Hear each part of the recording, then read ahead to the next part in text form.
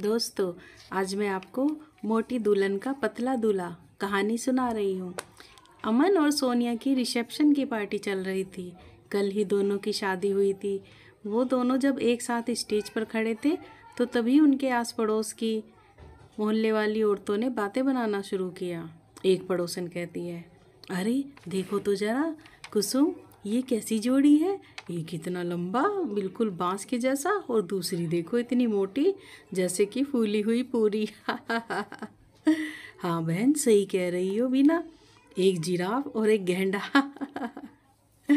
अरे अमन की माँ इधर ही आ रही है, जरा चुप हो जाओ।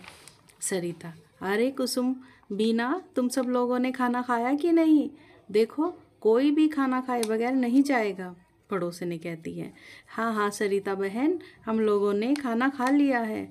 अरे आप हमारी फिक्र ना करो, हम तो आपके पड़ोसी हैं, किसी भी टाइम खा लेंगे, किसी भी टाइम चले जाएंगे। अरे आप अपने मेहमानों को देखो पहले। वैसे बहू तो आप बहुत ही सुंदर ढूंढ कर लाई हो।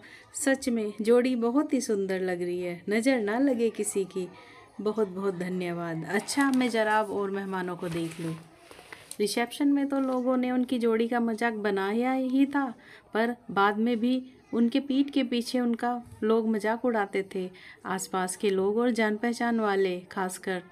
ये बात धीरे धीरे अमन और सोनिया भी महसूस करने लगे थे। एक दिन सोनिया, अमन, आपको पता है जब भी हम एक साथ बाहर जाते हैं तो पड़ोसी हमारा मजाक उड़ाते हैं। मैंने उनको हम पर हंसते हुए देखा है।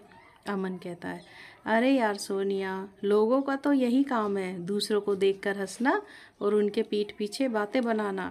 अरे लोगों की परवाह करना छोड़ दो। अगर हम लोगों की यूं ही परवाह करते रहे तो हम सुकून से एक दिन भी नहीं जी पाएंगे। अरे हम जैसे भी हैं बहुत ठीक है, हमें किसी के कहने से बदलने की ज़रूरत नहीं।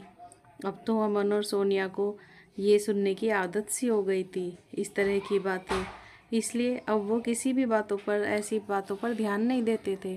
एक दिन सरिता सोनिया को अपने साथ मोहल्लों में ही एक किसी की मेहंदी पार्टी में ले गई। वहाँ पर महिला संगीत चल रहा था।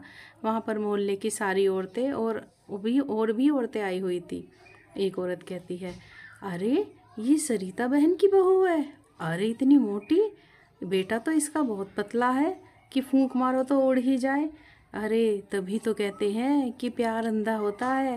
अरे अपनी पसंद से की है दोनों ने शादी।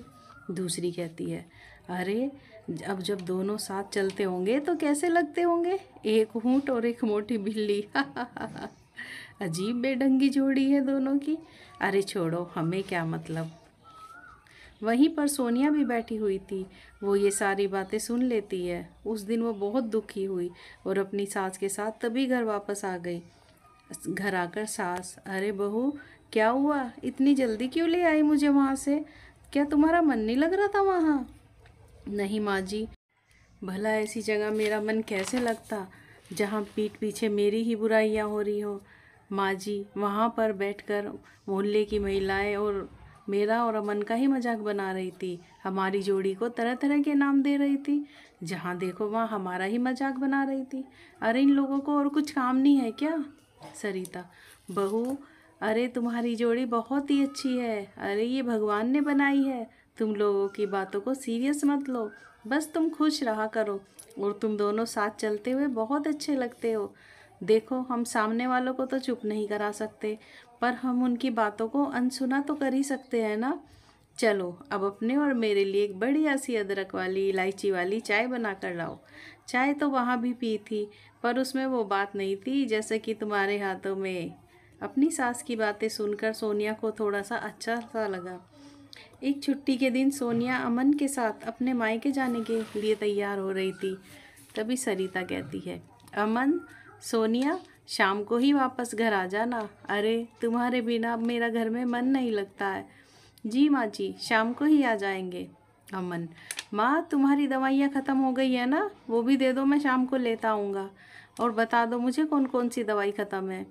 अच्छा, मैं अभी देख कर आती हूँ। तभी बाहर से हल्ले की आवाज़ आती है। वो तीनों तुरंत ही बाहर आकर देखते हैं और, अरे कुसुम बहन, क्या हुआ है, इतना हल्ला क्यों हो रहा है।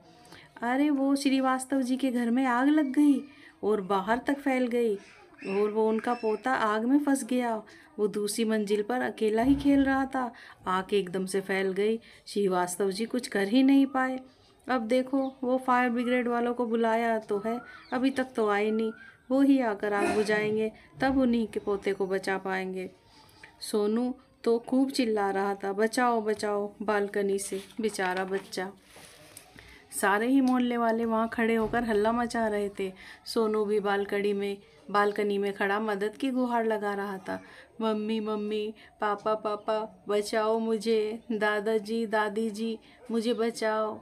उसकी दादी, अरे कोई तो बचाओ मेरे बच्चे को, कोई तो बचा लो। सोनू मेरे बच्चे, हिम्मत रख, तुझे कुछ नहीं होगा, मैं तुझे कुछ नहीं होने दूंगी।